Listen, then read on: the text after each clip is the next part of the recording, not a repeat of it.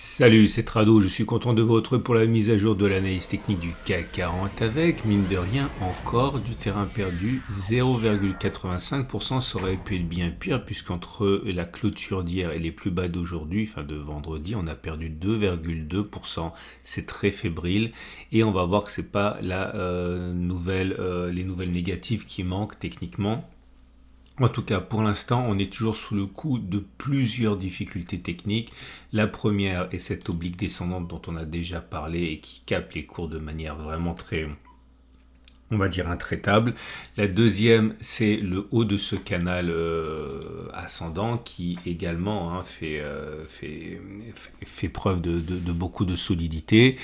Et le chandelier du jour présente à la fois des éléments positifs et négatifs. Au niveau des éléments négatifs, c'est que, bon, vous voyez, c'est vert et puis c'est négatif, 0,9% de baisse. Maintenant, il y a un élément qui est favorable, c'est la longueur de la mèche basse. Autrement dit, il y a eu des rachats à bon compte très difficiles dans ces conditions de se faire une opinion. On va affiner un peu le diagnostic, mais pour l'instant, on comprendra bien qu'il y a des éléments qui sèment le trouble. Alors, à noter au niveau des chandeliers japonais, c'est que, bon, évidemment, pris isolément, ce chandelier est favorable au regard de la force intraday qui s'est manifestée.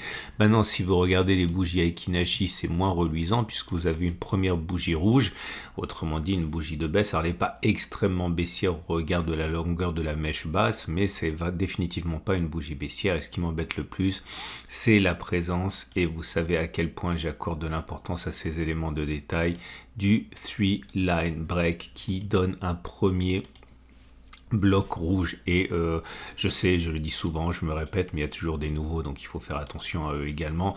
Les blocs, qu'ils soient rouges ou verts, n'apparaissent pas de manière isolée en général. Je rappelle que si vous ne savez pas ce que c'est que le 3-line break, vous avez un tutoriel que j'ai mis sur la Trado Academy. Vous avez un lien en dessous pour le découvrir, parce que c'est pas comme on croit que c'est fabriqué, c'est un peu plus complexe. Mais en tout cas, retenez que lorsque l'on va plus bas que les trois derniers blocs verts, ça fait un bloc rouge. Vous comptez 1, 2, 3, on était là, et à partir du moment où on a clôturé plus bas que le troisième bloc vert, eh bien ça donne un bloc rouge, ok, comme ici, vous voyez. On est allé plus bas que ces trois blocs verts, donc ça donne un bloc rouge. Et ensuite, pour avoir un prochain bloc rouge, il faut simplement clôturer en dessous du premier bloc. Et comme je le dis souvent, c'est rare qu'on ait un seul bloc rouge, et on va essayer donc de le prouver à travers un test. Là, on va regarder ce qui se passe après un premier bloc rouge. Tout ce qui nous intéresse pour l'instant, c'est de voir si c'est une flèche vers le bas ou une flèche vers le haut. Si vous avez une flèche vers le bas, ça veut dire qu'après un premier bloc rouge, vous en avez eu un autre, comme c'était le cas ici. Bon, ne faites pas attention aux flèches qu'il y a en dessous, c'est la première simplement qui nous intéresse, tout simplement parce que le reste c'est pour au cas où on aurait besoin pour plus tard. Et là vous avez une flèche verte parce que malgré un premier bloc rouge, le bloc suivant a été un bloc vert. Pourquoi? Vous voyez bien, on est allé plus haut que les trois derniers, c'est pour ça que ça s'appelle un 3-line break, donc on est allé plus haut que les plus hauts des trois dernières bougies, donc c'est un bloc vert, Et donc on va s'intéresser à ça, et je le répète, on s'intéresse uniquement au premier bloc, Enfin, le premier bloc qui apparaît ici comme celui du haut. Donc ici, vous voyez qu'on est allé plus bas après le premier bloc rouge, là aussi, là non, là aussi, là aussi. Bref, je fais défiler devant vous. Alors comme c'était un backtest très facile, je suis monté jusqu'à 54 occurrences pour avoir un petit peu de légitimité au niveau des conclusions, même si c'est largement insuffisant. Et ça y est, vous voyez. Attention, c'est construit d'une manière très différente. Donc quand je vous montre 50 occurrences, ça nous ramène déjà au milieu des années 2010. Donc ça remonte assez loin. Et en tout cas, voilà la conclusion. Sur les 54 dernières occurrences, 40 fois après un premier bloc rouge, il y a un deuxième bloc rouge, et 14 fois seulement après un premier bloc rouge, il y a un bloc vert. Bref, si vous comprenez ce que ce test veut dire, c'est qu'il est beaucoup plus plausible, 74%, donc 3 chances sur 4, qu'on ait un nouveau bloc rouge. Et on pourrait continuer le test pour le deuxième et le troisième. Enfin, vous avez déjà eu une vague idée en regardant les relevés ici, mais il est donc beaucoup plus plausible que le prochain bloc soit rouge plutôt que vert.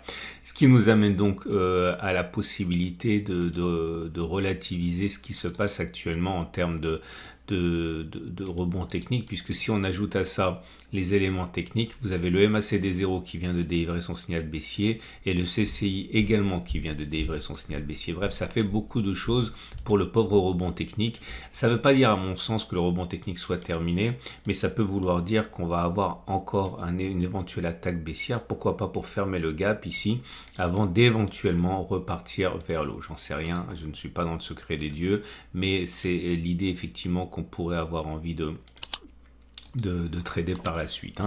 Ce qui nous amène à la moyenne mobile à cette période. La moyenne mobile à cette période est toujours ascendante, on est au-dessus in extremis, donc la tendance immédiate est pour l'instant haussière. La tendance générale est également haussière. La tendance de fond par contre est baissière et la tendance de long terme est baissière.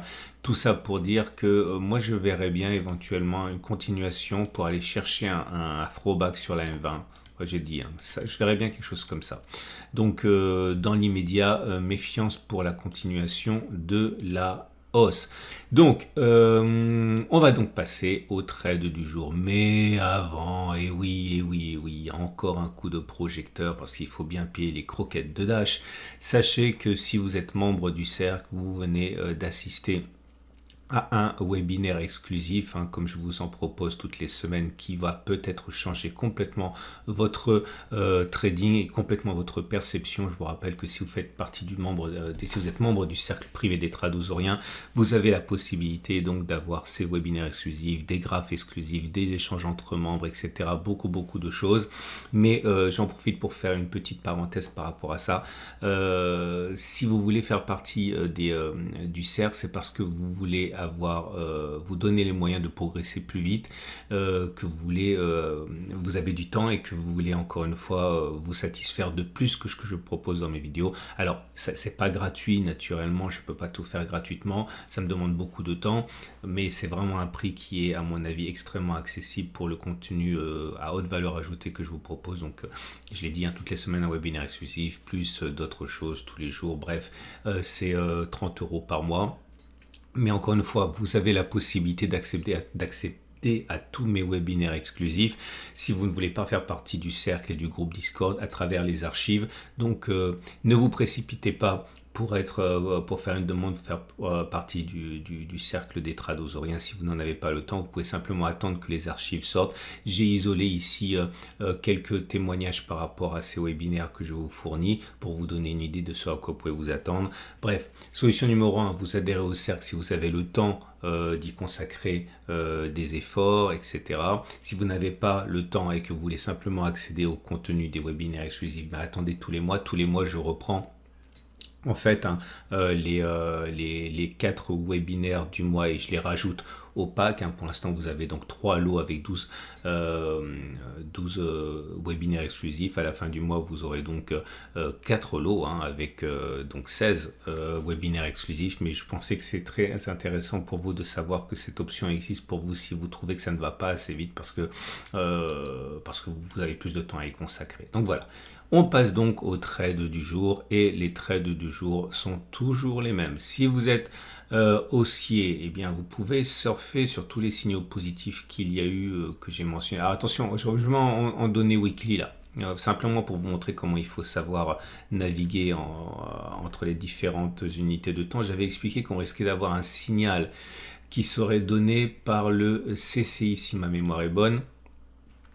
Et non, c'était pas le CCI, c'était un signal donné par le MACD0. Voilà, c'était là. Ok, j'avais dit il fallait pour autant que l'on croise vendredi. Vous voyez qu'on n'a pas fait le croisement, donc le signal n'est pas encore validé. Peut-être le sera-t-il la semaine prochaine. Par contre, ce qui est validé, c'est le signal qui a été donné la semaine d'avant sur le CCI. On a testé, on a vu que ça fonctionnait bien. Ce que je suis encore en train de vous dire, c'est que si on a une baisse cette semaine qui nous amènerait au niveau auquel le signal a été déclenché sur le CCI, dont on sait que c'est un signal qui fonctionne statistiquement, eh bien vous auriez ici une opportunité pour acheter et spéculer à la hausse dans le respect du money management et de la stratégie du trade qui était de mettre un stop de protection en dessous de la bougie de signal ici ou en dessous des plus bas. Bref, je vous invite à regarder les vidéos précédentes. Donc prenez éventuellement la consolidation qui va arriver qui arrivera peut-être comme une opportunité. Maintenant, si vous voulez spéculer à la baisse, c'est toujours la même chose. Je pense qu'il est un peu prématuré de le faire maintenant, encore que ce ne soit pas complètement délirant au regard des stratégies qu'on a déjà testées sur le MACD0 dont je viens de parler et sur le CCI. Je vous rappelle que dans ces tests-là, l'idée était de mettre un stop de protection au-dessus des précédents plus hauts ici.